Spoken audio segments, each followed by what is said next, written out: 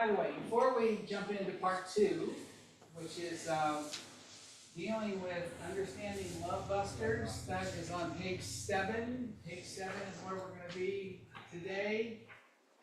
We got enough time here. Any thoughts or feedback you want to talk a little bit before we get into part 2? You guys relate to what I was saying in part 1? I hope so. I hope that's exciting for you. No amount of professional success will make up for failure in the home. And even secular marriage and family sociologists will tell you that one of the most things that you can do in your life to long term have a happy adult life and good mental health is to have a good marriage. I would say it's second only to your relationship with God. And so it needs to be focused on. I love to read early church history. I mean, like 2nd, 3rd century. What did the Christians say back then? We're talking about restoring the New Testament church. Really, what was that like? Well, there's a lot of letters they found where Christians wrote back and forth about things. And one of the things that I marvel at is the pagans would write about the Christians. So it's like 250 AD, and the persecutions out there, and the Romans, hate the Christians and everything they stand for, and throw them to the lions. They'll be railing against the Christians, partially because they thought they were so good that they wouldn't go to the Colosseum and watch all this violence with the gladiators and all the crazy stuff that was going on for entertainment, and they wouldn't go to the plays, most of which were kind of X-rated back in those days, and Christians knew that wasn't appropriate entertainment, and they noticed their friends that were Christians wouldn't engage in this with them, and drunken parties and all that kind of stuff, and so they put them down for, not going with them to these things and judging them and thinking they're better than us and all this stuff. Same kind of stuff people say today. But then they go on and they say, but behold, but wonderful marriages and families they have. And even the pagans who hated the Christians had to admit that they had exemplary marriages and families. And that was one of the things that drew people to Christianity in the 2nd, 3rd century. So my question is that what churches of Christ are known for? Do we draw people in because people see that we've got it together when it comes to our marriage and families? Let me just say, not nearly to the degree that I think they should. I mean, I want us to, as a fellowship, make this just a strength. People kind of think of Mormons as having good marriages and families, don't they? They've marketed themselves really well that way. I want people in this community who know they need and want a better marriage and family to be drawn to us and to this church, because they see that emphasized and lived out among us. Does that make sense? Okay, so let's look first at love busters. Love busters. How is that defined?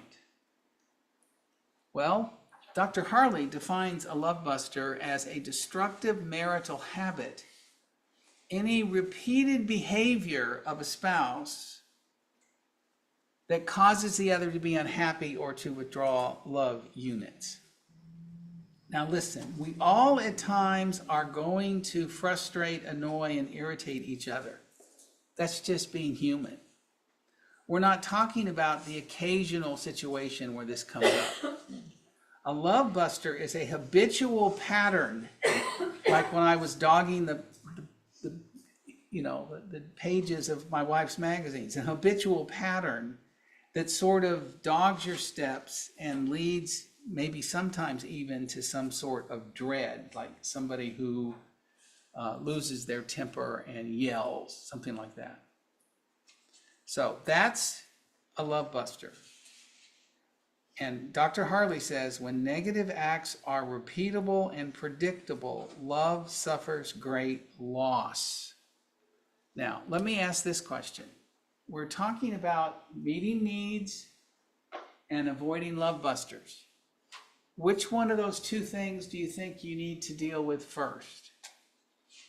The love busters or the meeting of the needs?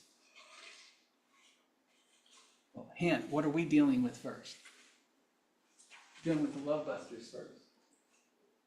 Think of the love bucket, to use another metaphor. And you're meeting needs by putting the hose in the love bucket. Well, what if there's a bunch of holes in the bottom of the bucket? You're not going to be very successful at keeping the love bucket full, even if you're working really hard at it, if there's constant withdrawals. So the first thing you need to do is plug up the holes. Then when you start meeting each other's needs, you really can make some progress.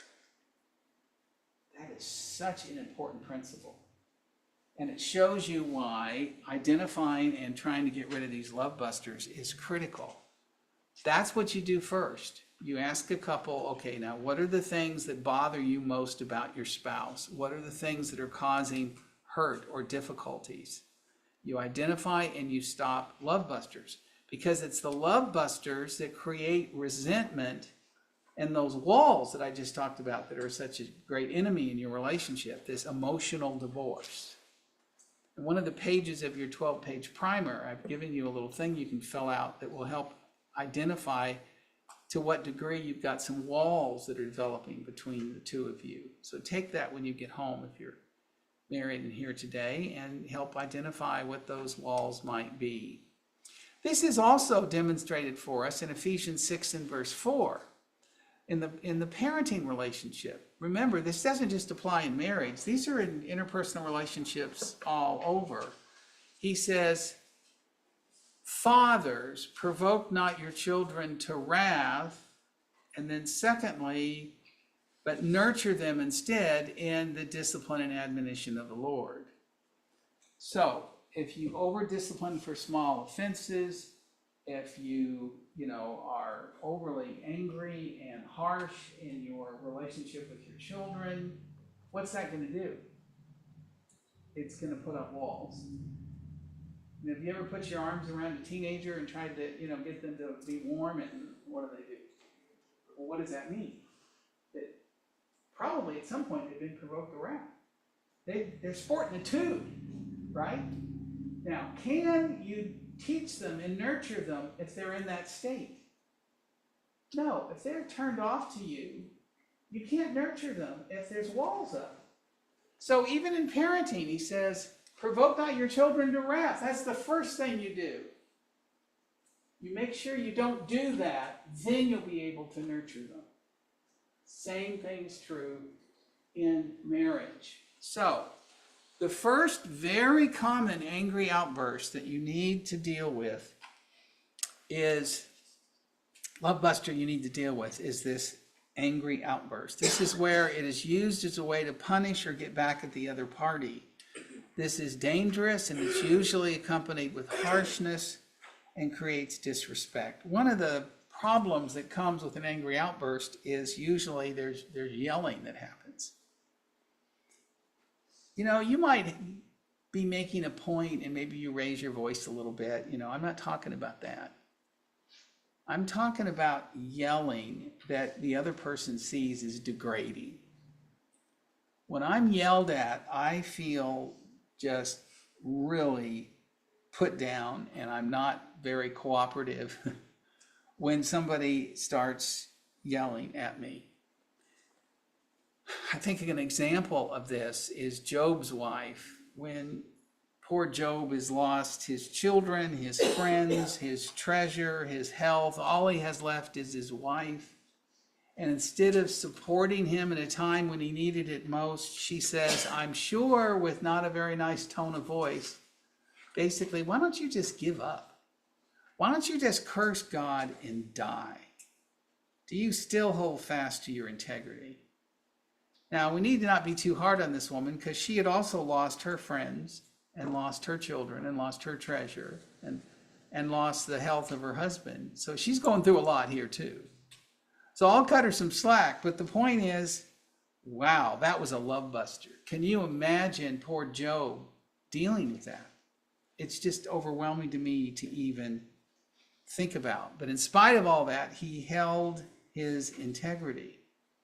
But we need to be really aware of the importance of not having angry outbursts in our relationships. My wife gave me permission to tell you that she grew up in a family of yellers. And sadly, her mom and dad divorced when she was 12. And it's very traumatic for her. And she was determined she didn't want to do that to her kids. And I'm very thankful she was determined that she was never going to get divorced. So she kind of repudiated that. And that's good. That's a good thing. But she witnessed her parents constantly yelling at one another. They didn't know how to resolve conflict. That's one of the reasons their marriage didn't work. And so we didn't really have any major, conflicts when we were dating, right? We got our A sides that we're presenting. Then when we get married and we start having some disagreements about things, all of a sudden she starts yelling at me. And I wasn't raised that way. I didn't come from a home where we yelled at one another. I was like, what is going on here? And the temptation is to yell back, right? And fortunately I didn't. I just said, listen, aren't you supposed to be supportive of my leadership and somewhat submissive to me? What is going on here? I don't want you yelling at me. And her attitude was, well, that's just what you do. We're having an argument. That's what you do in an argument. And I go, that's not what we do in an argument. I go, I'm not going to yell at you, I promise you. And I'm not going to put up with you yelling at me. Until you can calm down, we're not going to have any further discussions. And it was a real problem because it was a lifelong pattern, and that's all she knew. And at one point I told her, I said, honey, you're having challenges with this. I'm trying to be patient. I don't want to go away to work and come home and worry about you yelling at our children. So until you get this under control, I don't think we ought to have children. She was so mad at me. But she later on told me that was one of the best things I ever told her. And our kids were not yelled at growing up. And she got a handle on that. So we took that negative trait and we stopped it from being passed on to the next generation, because most of the time that's what happens. Most people resolve conflict the way they saw conflict resolved in their home of origin. Then their home of outcome just repeats it, because that's all you know. So if there's certain things that you know in your home of origin was dysfunctional and unbiblical and not glorifying to God, you need to just pray about that and just be determined to overcome that. And I was so thankful when she learned how to resolve conflict without yelling. And she's a person of good character, and she worked on her character. Thankful for that. And so a lot of times that's a problem. You've got some situation where somebody gets mad and yells. The Bible says, be swift to hear, slow to speak, slow to wrath. He who is quick-tempered acts foolishly. The idea is keep your temper. Nobody else wants it, right? There is one who speaks like the piercing of a sword, but one who speaks wisely brings healing. That is so true. Be careful what kind of words you spit out, because you may have to wind up eating them one day. So be careful about these angry outbursts. They can really make cause for difficulty. And then what happens is the spouse who doesn't want to be yelled at is constantly walking on eggshells, afraid to set their spouse off. And so you break down communication. You don't talk about things when they need to be talked about. The second love buster that needs to be avoided is disrespectful judgments. Now, this is not saying that you can't make any judgments. Jesus said, judge righteous judgments, just not according to appearances, John 7 and verse 24. I'm talking here about impugning someone's motives or forcing your opinion on someone else. 1 Corinthians 13 verse 5 says, love does not insist on its own way, right? What you want in a marriage is respectful persuasion, not where you feel like you can't talk to one another.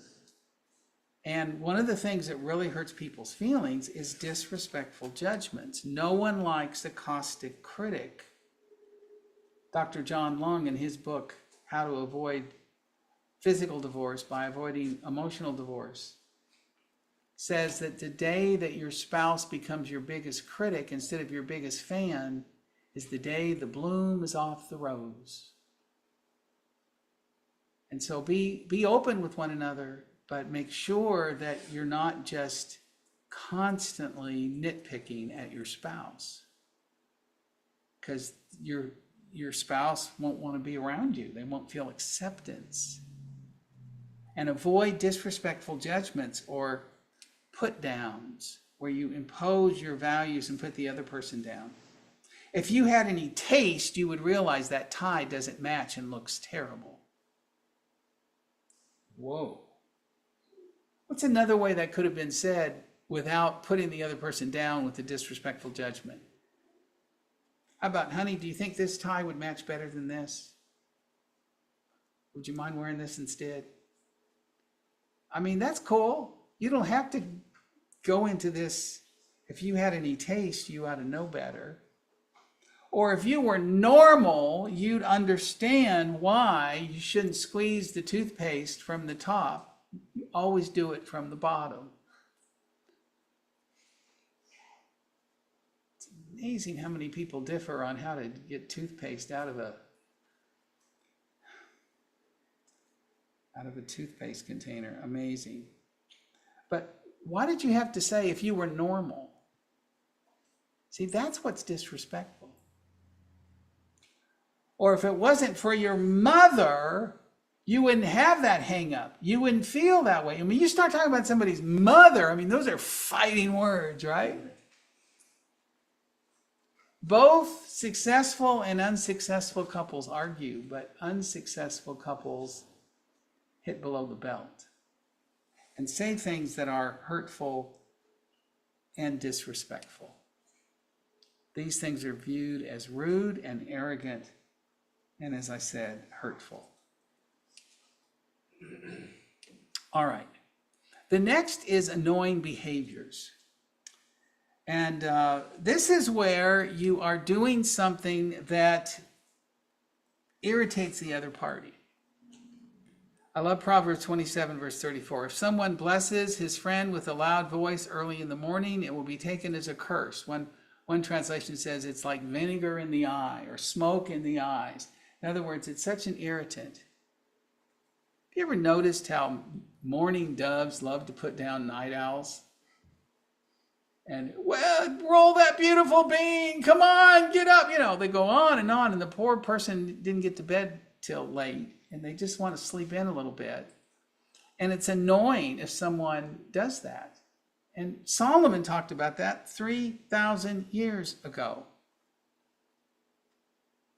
And so this has to do with things like always being late, or eating with your mouth open, or tapping your fingers in a way that the spouse eventually finds irritating. I mean, there's just so many things that can be annoying.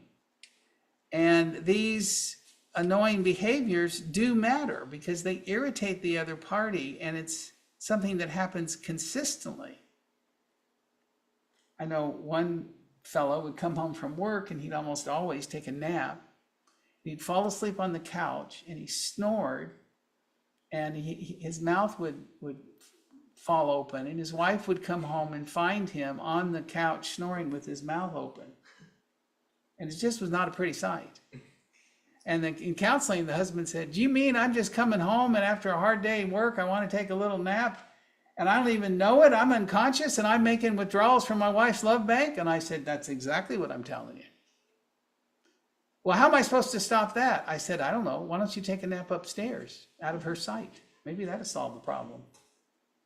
Maybe you ought to get some sort of, retainer or something so you can keep your mouth shut. That's not a very nice sight. So the wife is kind of embarrassed that it bothers her, but it does. And so you need to avoid doing things that irritate the other party. Now, I find this interesting. Women tend to find men more annoying than men find women. Almost all the time, women will have complaints about their husband's behavior, something that bothers them. Rarely does anything that the wife does really annoy the husband. Now, in discussions about this, women have said, well, the reason that is because men are just naturally more annoying. And then the men say, no, it's just because we're more tolerant and understanding and not so easily bothered. You know what? I'm not going to even enter into that discussion. So I won't ask you what you think is the reason, but I will tell you that it can, over time, hurt the relationship if not dealt with. So these annoying behaviors can make a difference. And I already gave you the example of dog-earing the pages of my wife's magazines. Annoying behavior to my wife. And I just needed to learn to change it. So you need to make a commitment to be considerate. And you need to be open about things the other party does or doesn't do that you find annoying. How about selfish demands? Remember, love does not insist upon its own way. Demands choke out love. You can have a slave or a lover, but you can't have both, right? Threats, lectures, manipulation, which build resentment, can cause the other party discomfort. Communicating to your spouse to do things that benefit you at the spouse's expense with implied threat of punishment if you refuse is a huge withdrawal in the love bank. The husband should provide leadership, but he shouldn't be like the father to his wife. You don't want to be too parental. And sometimes the wife will treat the husband like one of the kids. And sometimes the husband will call his wife mother. Please don't do that. Just candidly, you don't want to make love to your mother. I mean, it's not the relationship you want here. You need to look at each other as adults, and that you look at each other face to face in a cooperative partnership with mutual respect. Again, with respectful persuasion, not put downs, and not selfish demands. The best Bible example of a selfish demand I can think of is when Delilah pressured Samson daily until his soul was vexed.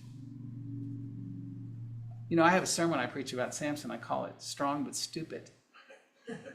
And after she started saying, what is the secret of your strength? And then he told her some falsehood. And then she goes ahead and does that, and then calls in her Philistine friends to, apprehend him. She was, disloyal to him. Apparently they offered to pay her money if they could find out the secret of his strength. So you talk about a selfish demand. This wasn't in Samson's best interest. This was in her best interest, and she had betrayed him. I mean, after that incident, you would think he would have kicked her out of the house and never seen this woman again. That's what I would have done. But instead, he continues to have her lay beside him. Kind of reminds me of an addiction. It's bad for you, but you can't let go of it. Very dysfunctional. But wow, you talk about a selfish demand that should have absolutely ended the relationship, but didn't. Let nothing be done through selfish ambition. Let each of you look out not only for your own interest, but also for the interest of others. So ask how the other party would feel before moving forward. I know of a preacher friend of mine who got a really good job offer, better climate, better pay, larger church. And he was so thrilled that he, right there on the spot, told the person who called that he would come and that they would move. So he runs downstairs and tells his wife, and they had kids that were in school, that he's going to take this job. Didn't even ask, well, what do you think about this? Didn't even think about, how's this going to affect our children? I mean, even though this was a guy doing gospel preaching, he had some selfish demand. He was only thinking about himself and his salary and not thinking about the impact on his wife and his children. And maybe that's what they needed to do, but please ask first what impact it's going to have on them before you make some decision that's going to impact them. That wife didn't feel very loved at all. Another love buster is dishonesty. And boy, this is one of the most important. Marriage demands radical honesty. And why is that so important? Because it breaks down trust. And as soon as you catch them in a lie, who wants to live with a liar? What else have you told me that's not true? Now, everything is suspect. The key is reveal to your spouse your thoughts, feelings, habits, likes, dislikes, personal history, daily activities, plans for the future, because you're supposed to be one, right? And so sometimes you can actually just really be dishonest simply by conspicuous silence about things that your spouse really should know about if you're going to be a married couple. Many, many decades ago, I'll never forget this. 2 young people that I knew very well fell in love, got married, and I got word that they had a terrible honeymoon and a big fight. And it starts off really poorly. People were both Christians. Well, turns out that her name was Barbara. Barbara was just absolutely heartsick over the fact that on the first day of their honeymoon, right after their wedding night, he declares, by the way, we're not having children. And she says, what? I had assumed we'd have a family at some point. And he goes, no, I just don't really want kids. And she goes, why didn't we talk about this sooner? Well, I didn't lie to you. I didn't tell you I wanted children, and it's not like I'm changing. I didn't lie to you. Why didn't you tell me before? He goes, because I was afraid you wouldn't marry me. And so she felt tricked, and obviously that was something that they needed to talk about before they got married, and it was dishonest of him to keep that from her. So that marriage didn't last long, and they wound up getting a divorce. So sad. So we always think of dishonesty as lying, but sometimes it's just keeping information from your spouse that they have a right to know. Do you know in 2/3 of divorces that financial infidelity is one of the reasons why the marriage ends? Somebody doing something with the money behind their spouse's back and keeping it from the spouse, and then it comes out later. Like, raiding the kid's college fund or something and taking money that was set aside for a different purpose and using it without letting the spouse know. Well, they feel betrayed. Financial infidelity. You have to be honest. And let me tell you, you'd be better off coming clean if you did something you shouldn't have done, but being honest about it, than hiding it or lying, and then it comes out later, and then you violate trust. Listen, trust typically, when it is violated, goes out in buckets. It comes back in drops. You do so much damage when you're dishonest with anyone, but especially with your spouse. Think about Jacob, who deceived Isaac in the darkness of his blindness. And what a problem that caused. And the 20-year rift it caused between Jacob and Esau because of the way he conducted himself in that. It's ironic. God told Jacob that he would get the promise. He should have just trusted in God and let God work it out. But he decided he's going to go in and trick Isaac. And by the way, Isaac's wife, Rebekah, was in on it. Not a very good look for these patriarchs, huh? And it caused all types of trouble in the family, and not too surprising.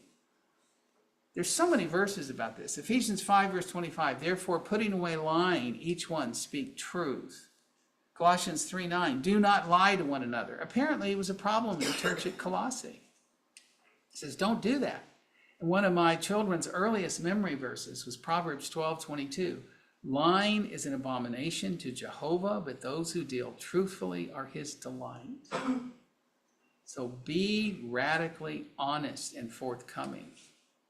And then you have the love buster of independent behavior. That's what that preacher did when he just decided they were going to move without talking to his family first. Independent behavior. This is defined as the conduct of one spouse that is conceived and executed as if the other spouse does not even exist. Not unhealthy dependency. We're not talking about that. We're just talking about interdependent behavior where the partners nurture and protect each other and try to do things together as a team. Remember, we're supposed to have a cooperative partnership, not a sole proprietorship when you're dealing with a marriage. So they are no longer two, but one. Therefore, what God has joined together, let not man put asunder. So here are your love busters.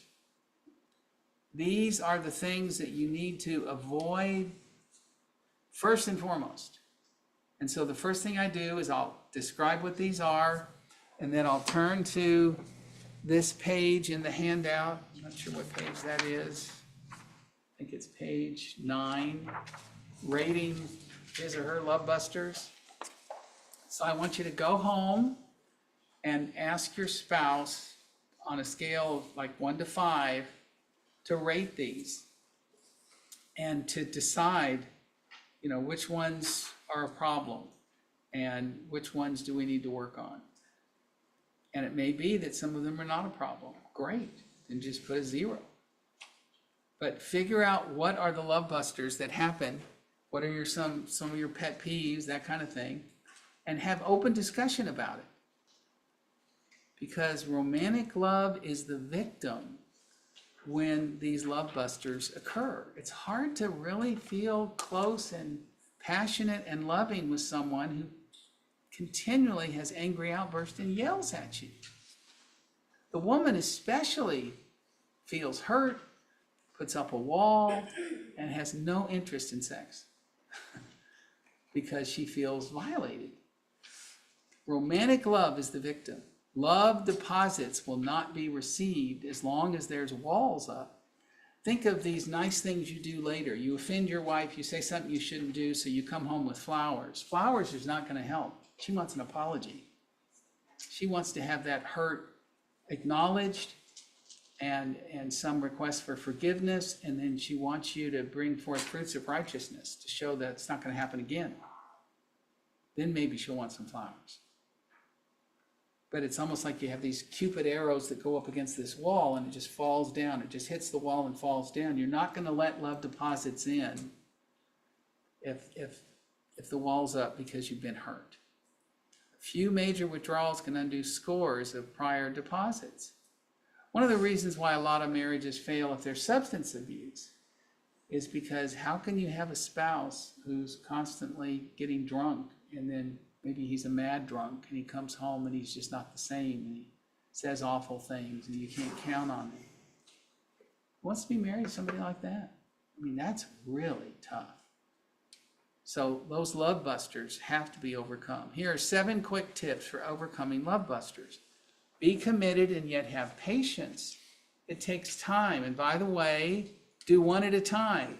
When I serve as their coach, oftentimes couples will have 3 or 4 love busters they want to work on. And they say, okay, this is by far the thing that's most bothersome to you, right?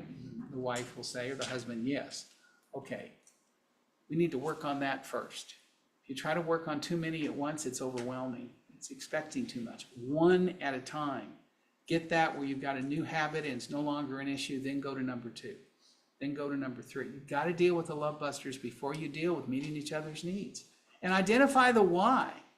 I mean, what is it that triggers you, that causes you to get mad enough you feel like you need to yell? What's really going on here? Get in touch with your own feelings, your own psyche, and try to avoid those triggers.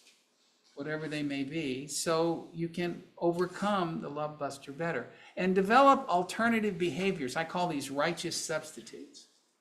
Let's assume somebody's a fidgeter, and they're constantly doing this. And it just after a while, it's like nails on a chalkboard. Well, what do? Well, maybe you can get one of those stress balls and let the person grab a stress ball. It's silent, doesn't make noise. It enables you to do this without bothering anybody. Sometimes the solutions are pretty simple, folks. Try to find some righteous substitutes.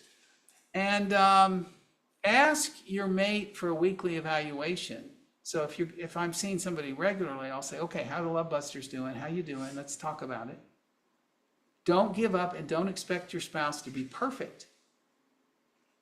It took me quite a while to remember not to dog-ear pages of a magazine. It just takes time to change lifelong habits. So be patient with each other. Pray for one another, both privately and together.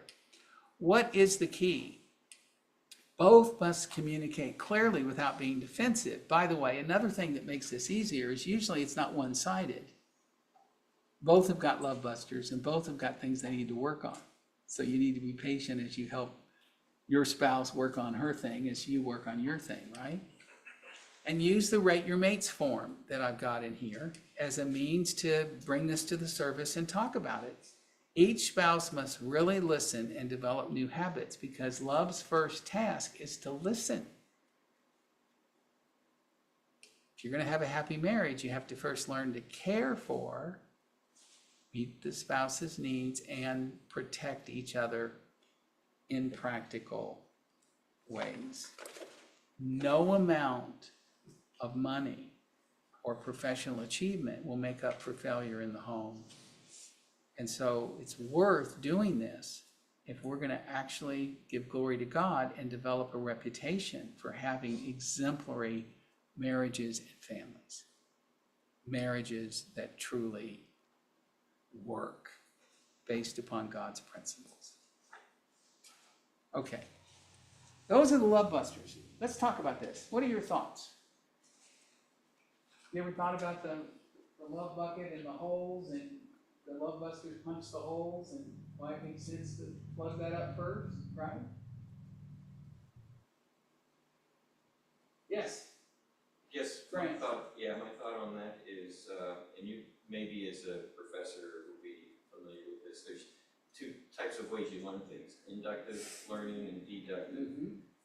And I think in deductive learning, you would present this love bucket and then talk about application. I think practically, I'm an inductive learner, so we've experienced individual aspects of this, but now we're seeing how it all fits together. Yeah. Okay, good. So I've never thought about the love bucket concept, but thinking about our past 36 years, yeah, I can see that now. Yeah.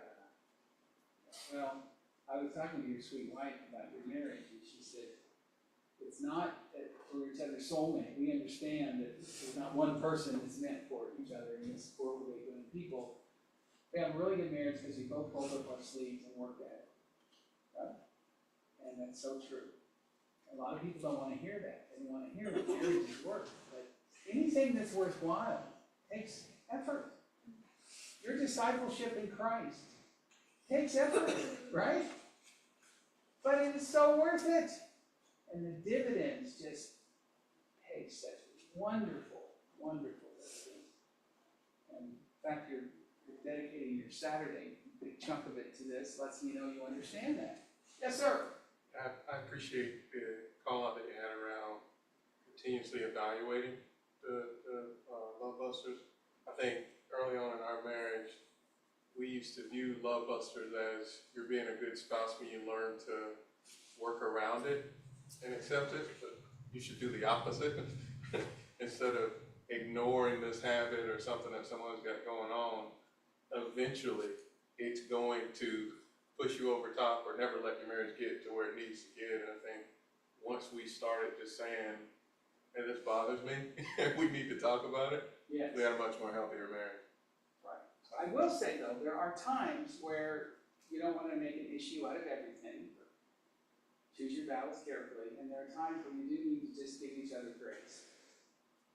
My wife just had her hip replaced, and she's been in pain and going through PT, and there were some times where she was kind of short with me, but she was in pain. I'm not gonna call her out on that. I mean, I understand, she's going through a lot right now.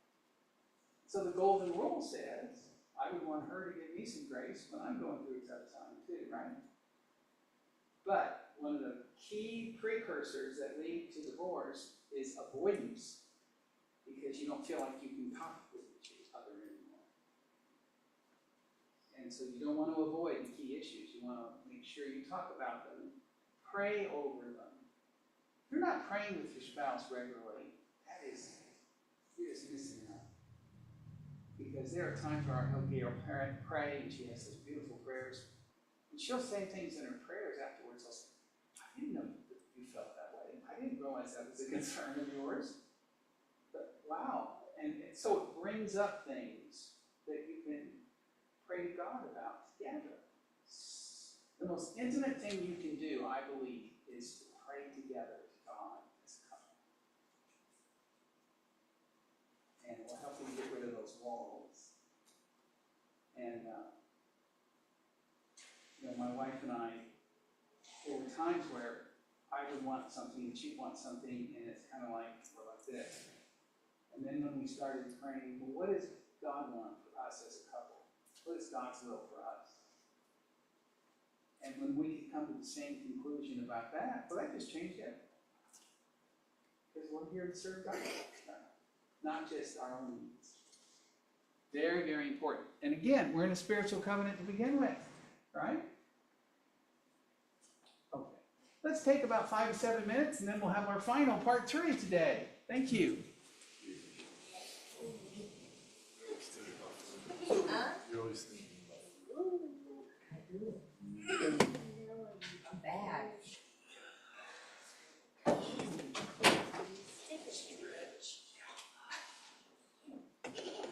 I'm decorating it with lights on the top of it. You don't want all those paraphernalia. Yeah, I'll bring home, I still like listening.